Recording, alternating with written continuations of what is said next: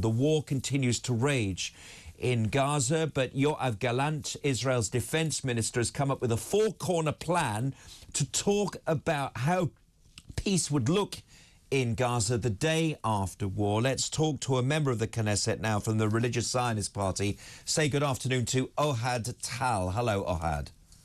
Hello, Johnny. Ohad, could you just give us an idea about what you think of Yoav Gallant's point of view on this? Now, he is from a different party to you, although you are part of the coalition, aren't you?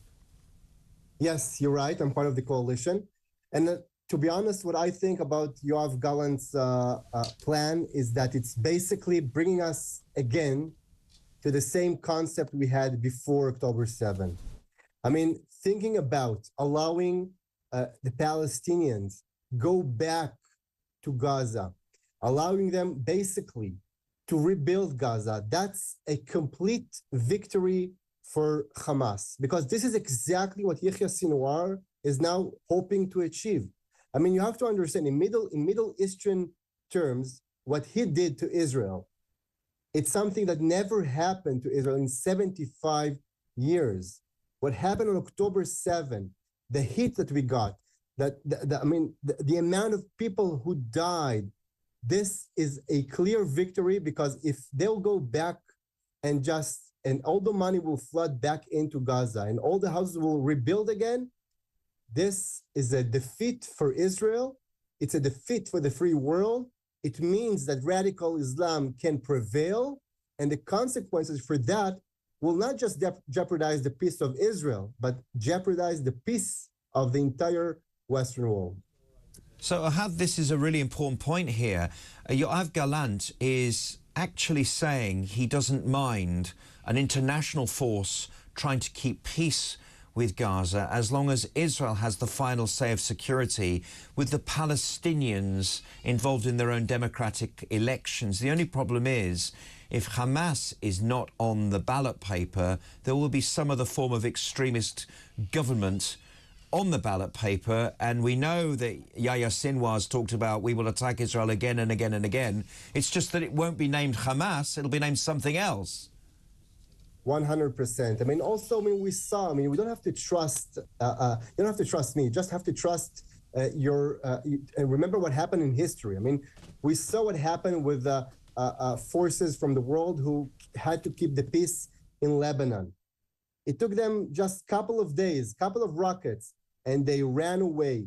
And we are having troops of Hezbollah on our borders shooting missiles into Israeli cities. And this is the result of having an international force trying to keep the peace in the Middle East. This is what happened. So we have to go back to really understand that we are dealing with an enemy who seek to destroy Israel. And the only force who can stop them from doing that is Israel. No other force can stand against them. Now, Yoav Gallant is a well-known military man, a real defender of the IDF. When he sees the problems in the north of Israel of an international force that hasn't been effective in keeping Hezbollah on the buffer zone, why is he advocating for the same in Israel when actually it's only Israel that would really want to defend its borders, you know, with tooth and nail? I don't understand why he would want to go. Is he just kind of saying that to appease international opinion? I think that the international pressure on Israel on these issues is very heavy. Yes. And I think one of the things we have to understand is that it's the October 7, it's not just a wake-up call for Israel. It's a wake-up call for the entire Western civilization who has to understand. I mean, Hamas, basically, it's just part of much bigger threat to the world, and this is Iran. I mean, Iran is basically running the show here. They're using the Hezbollah on the north. They're using Hamas on our southern border. They're using the Houthis from Yemen, and they're trying to destabilize the world. Radical Islam is basically threatening the world and also threatening the peace of the entire Middle East. This is why countries like Egypt and countries, other countries like Saudi Arabia and the Emirates and so many other countries are realizing that. They're knowing the threat is Iran. They're knowing Hamas is just their proxy, and they're supporting Israel to destroy and defeat Hamas completely. And I think also the Western civilization, the Western world should understand. And I mean, and you don't have to trust me again also about that. I mean, see what is already happening in the capitals of Europe, what is happening in America, how radical Islam raising his head, and we have to make sure that this threat will be illuminated. And finally, can I ask you, Ohad, about the pressure upon Western shipping through the Suez Canal, because Houthi is breaking international law by rocketing big international ships, private enterprise ships, the Maersk line, which is now being forced to reroute, adding cost to whatever goods are being shipped to the world. Does this mean that the war will be broadened into a coalition of the willing to try and bomb Houthis, to bomb the Yemenite rebels, and that actually that part won't involve Israel? This is a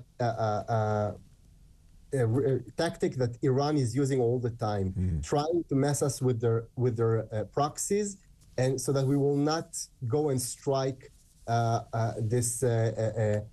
strike them on their head. And we have to look to the reality in the face, understand what they're trying to do, not working according to their plans, but actually applying our power in order to hit this octopus on his head. And I think this is also what Israel is trying to do. And I think, thank God, we succeeded to create a consensus in the world and allowing a coalition to be formed to fight the Houthis, but also to remember that Iran is behind all that. Ohad Tal, member of the Knesset in Israel, thank you very much indeed.